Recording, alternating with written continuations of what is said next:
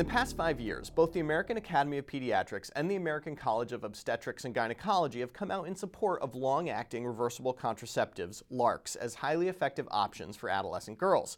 LARCs, which include IUDs and implants, are undoubtedly superior to oral contraceptives and condoms when it comes to preventing pregnancy.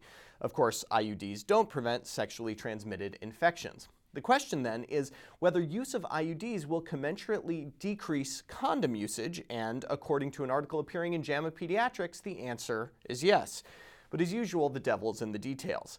The study used the well-established Youth Risk Behavior Survey. This is a biannual survey administered to high schoolers across the U.S. asking all sorts of probing questions about sex, drugs, and rock and roll. The researchers identified 2,288 sexually active girls and asked what method of contraception they used during their last sexual encounter.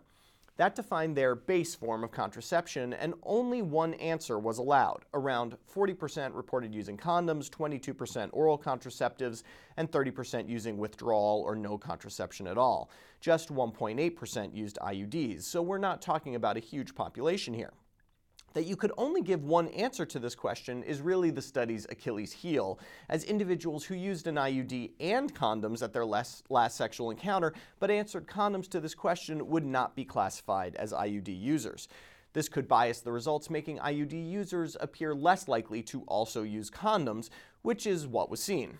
37% of oral contraceptive users also used condoms at their last sexual encounter, compared to 16% of IUD users, a highly statistically significant difference.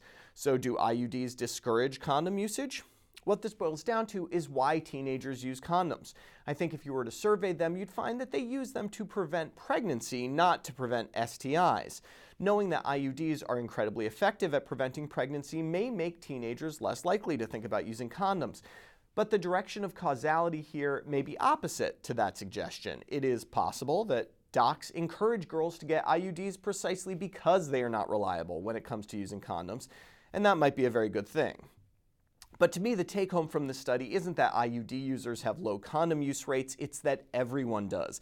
A 37% condom use rate among oral contraceptive users should be frightening. This study didn't convince me that IUDs discourage condom use, but it sure convinced me that we need to make dual protection socially normative. How about this? Dual protection. It's what the cool kids do when the cool kids do it. Or if you can think of a better slogan, let us know. For MedPage Today, I'm Perry Wilson.